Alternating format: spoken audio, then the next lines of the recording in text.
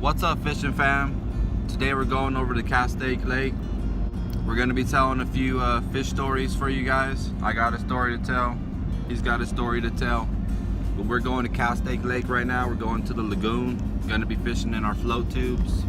I haven't been fishing over there probably since like 2012 or something. And I've never caught anything big out of there. Like the biggest bass I've got out of there is only like 6 inches or something, believe it or not, guys. So that place has always been super tough from the shore for me. So we got the perfect conditions right now. It's like overcast. We have like a cold front coming in tomorrow, I think. I think it's gonna be maybe about 80 today, somewhere in there. It's springtime. We should catch some bass today. I'm determined to catch some because, you know, my PB is only like a small little one from here. We're gonna tell a fish story for you guys, so enjoy the video. All right, we're gonna get into the fish stories now, guys. Favorite fish story Pop has to tell is one time we were all up at the lake, my brother, my dad, and I, and brother hooked into a bass, fighting him up, reeling him in. Fish and Game walks up, asks Pop for his license. As Dad's giving him his license, my brother reels in his fish, only to find out that the first fish, I said first fish, hit the worm, through the mouth, out the gill. His buddy picks up the worm and gets hooked. My brother reeled in 2 fish, 1 hook. Fish and Game said he'd have never believed the story unless he was standing there. So it's possible to catch them 2 fish on 1 hook. You just got to get lucky. Yeah, I've seen my buddy Miguel do it one time, I think, on like a. Oh no, not my buddy Miguel. One of my other buddies. And it's in one of my videos actually. That's so dope. You guys go back and you guys can check it out. Where my buddy was fishing with the drop shot. We're over at Lake Balboa, and he got 2 little bass on a drop shot with a freaking worm hook. You know, I've heard it happen with treble hooks, well, on crankbaits and stuff, but not with just one single hook. Single hook. Crazy. Why is our ramp closed? Going on the scenic route now. Our ramp's blocked off. And now I got a fish story for you guys. This is my my uncle's 12-pound, 8-ounce bass that he caught from Castaic in the upper lake. It was like the 90s when all those big bass were getting caught out of Castaic in the upper lake. I think it was like springtime.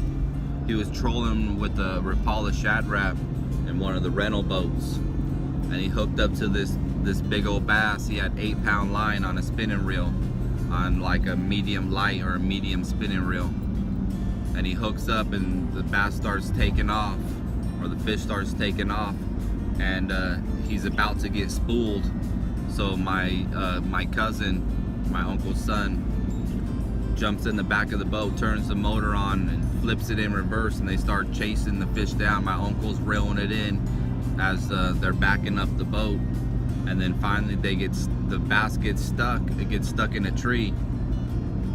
So my uncle grabs the anchor, lowers it all the way down to the bottom of the tree, and gets hooked on the tree and starts pulling, and rips the tree up from the bottom of the roots and brings up the tree.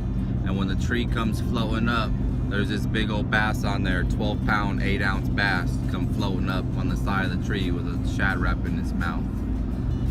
And he was in the newspaper and everything, my uncle. That was the guy who taught me how to fish. My PB's 10 pounds. I got mine in a rock quarry in Irwindale on a little 2-inch hand-poured leech. But mine wasn't a really crazy catch, but mine was on like, I caught mine on like a island. It was like the deep side of an island. I was split shotting a 2-inch hand poured leech in my float tube, and I had like 8-pound line on my spinning rod. And mine, I just hooked it, and then it took off into deep water, peeling my drag, and then I was able to get it in after that. It wasn't like one crazy fight. It just took one straight run, and then it pretty much got tired out after that, and then it fought, you know, on the way in, but mine was 10 pounds. That was my PB. Yeah, I'm gonna try to get my PB today. I got mine out of the lower lake float tubing, 5.25. Nice. Gonna try to get me another one today. I know they're in there. There's some big ones in that lagoon. Really big ones in there, man. I think I've seen on YouTube like an 18 pounder caught out of there by Butch Brown, I think. Something like that. I've seen 14s come out. Pretty calm out there right now. Alright, we're gonna be getting checked right now. Your name, sir? Terry. T-E-R. And your name, sir? Chad Brown. And the city you're from? Winnetka. You are the owners? Yes. You're owners. If I could get you to open up your compartments.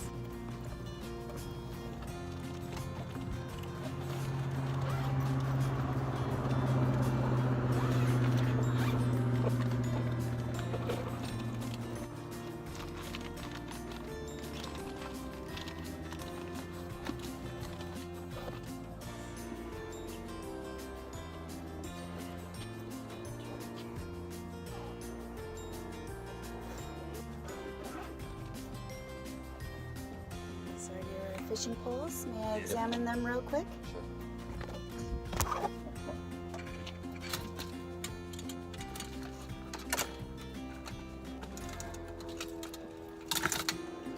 You can leave them there. I was gonna say, what are we stuck on, Chad? Yeah. And nice poles. Okay. All right. You look good.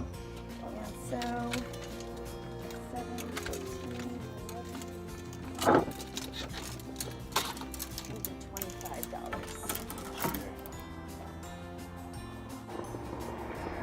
You're right back with your change. We finally made it down to the water, guys. Still gotta blow up my float tube. I got my waders on, all set up. It's like glass out there right now.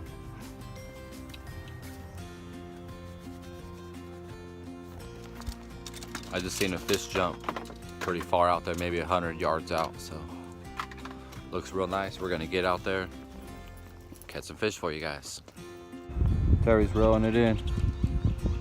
He just hooked up to a good one on a swim bait.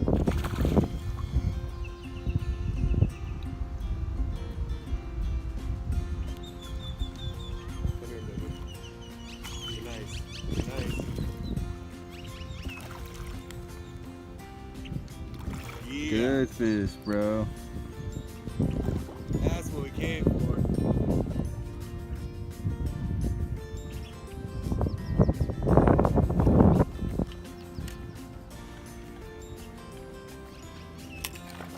Ah, it was 3, 2.8, 2.93. So we'll call it 2.8. Just because she was bouncing everywhere. That was a good one, dude. Damn. I'm glad you got a picture. Got it all on film right here. I had her in my hand, lost her on the scale. She counts. She counts.